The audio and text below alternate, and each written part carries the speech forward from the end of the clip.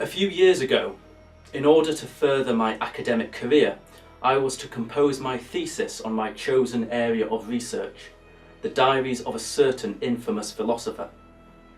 For months, distraction had plagued me, and I had begun to panic over the prospect of never acquiring solitude nor peace. My friend and colleague, a professor of Old English who was somewhat perturbed by my aversion to work, directed me towards solicitors by the name of Rawlinson and Rawlinson, where I took the lease, for a fortnight, of a small cottage in the country. The very next morning, a dimly lit and almost empty train clattered incessantly north for an hour and left me not so much in a station as on a platform, surrounded by rather tall, majestic pines. Beyond those, a low valley sloped away, criss-crossed with dry stone walls and a few scattered farms. It was there that I would find, just on the bend in the river, a small stone farmhouse christened Fern's Drift. The distance was somewhat misleading. A journey that I thought would take little more than 30 minutes took, in reality, exactly 3 times that amount of time. The landscape en route to the cottage was treacherous. I had to skirt past great expanses of marsh and avoid small channels of water hidden under the grass.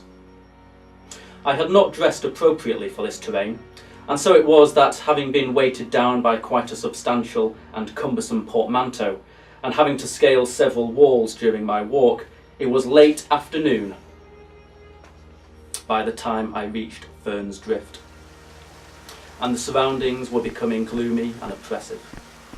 From the ring of 7 keys that I was given, it was the very last one that I tried which opened the door. The building was 17th century. The ceilings were appallingly low, windows were small and inconsequential, and the furnishings did nothing to alleviate the dark, as they were made up of all manner of things dreary, heavy oak. I had entered a kitchen, or firehouse as they were known in that part of the country, and I was struck primarily by the intense cold of the room. Such was this intensity that my first endeavour, after depositing my luggage and overcoat, was to retrieve some firewood and light the old range, and very soon I had a welcoming fire burning merrily in the grate. After a cursory glance around the kitchen, I noticed, not without a slight feeling of trepidation, that there were no oil lamps. A drawer in the kitchen dresser revealed only 3 old-fashioned tallow candles and about a dozen rushlights. Tied to the necessity of economy, I lit a rushlight and searched the rest of the cottage. Downstairs, other than a kitchen, was a small dusty parlour and an empty pantry. A narrow wooden staircase led to bedrooms left and right. I took as my own the bedroom which held quite an ostentatious 4-poster, partly because of the novelty of the thing, and partly because I believed that the curtains would make an adequate defence against the cold. It would have been foolish of me not to take advantage of this good fortune. Back in the kitchen, I laid out my books and papers on that great oaken table, and with the smoky glare of the drip candle, I proceeded to get to work. The unfamiliar creaks and groans of an old house kept me company. At first I started at them, but then I became quite comfortable with them after a time, and was even able to anticipate which sort of noise would come next in the running. Creak, groan, creak, creak, bang, groan, creak. When the fire was reduced to just a small number of embers, I concluded that work was completed for the evening, so I therefore bolted the front door and took one final rushlight to bed. On awakening the next morning, I saw that in my haste for the comforts of sleep, I completely forgot to draw both the curtains on the windows and the curtains on the 4-poster, and glorious morning sunlight was flowing into the room. My first little job after ablutions was to walk to one of the neighbouring farms to purchase some eggs and bread, maybe a little milk. I got lost somewhat and was chased by cows numerous times, but on reaching the farm I found that the people there were very friendly and gave me provisions that would last for a few days. Before leaving, I remembered my primitive lighting apparatus and asked if I could have some spare candles. They were most obliging, and I received a good quantity of them. But when I was walking back to my cottage, I looked them over, and again saw that they were all made from tallow. My mind that day must have been dwelling on my academic work and its connotations, for on returning to the cottage I found that I had not locked the front door. Furthermore, on placing my new stock of candles in the dresser drawer, I saw that it was empty, and I reasoned that I must have lit the other two the night before. My peers, I am certain, would describe me as a methodical man, and so I could only contribute this uncharacteristic forgetfulness to the astute absorption within my studies. Work that evening was a gruelling affair. I stared at my open books, but read not a word. I was becoming irritable by the low, spluttering candle flame and its appalling smell. I resolved to go to bed early, hoping that the morning would offer a greater zeal for work.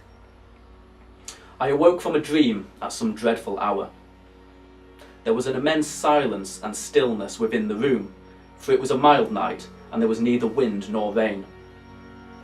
I desired to check the time. A box of matches and my pocket watch lay on the bedside table on the other side of the bed curtains. I began to grope for the curtains parting when something stopped me. I could hear, on the other side, not inches from my head, heavy breathing. It was slow and regular, and each breath concluded with a sickening throaty rattle. The sound moved slowly towards the foot of the bed, low down, as if the culprit was crawling. I dared not move. I neither breathed nor rustled the blankets. I was abhorred by the impossibility of light, sickened by the cruel trick which dictated that it was untouchable, yet within my grasp. The sound travelled slowly back to the top of the bed, and I distinctly heard the muted slap of bare skin against the floorboards, and the crack and the squeak of joints. By now the breathing had intensified to a grotesque hiss, and my hand instinctively closed tightly around the curtain to prevent them from being torn open. It is of course a well-documented phenomenon that in moments of terror, time becomes somewhat magnified.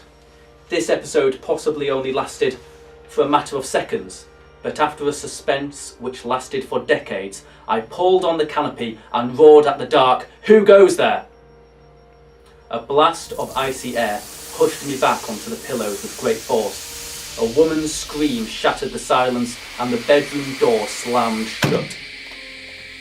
I must have passed the match along the box a dozen times before it finally lit.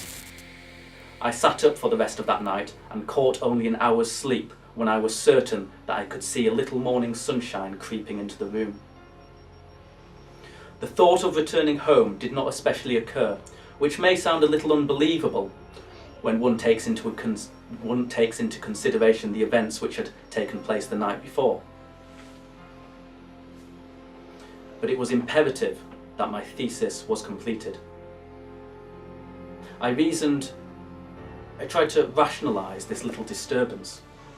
The crawling and breathing was simply just the scurrying of a rat or something like that.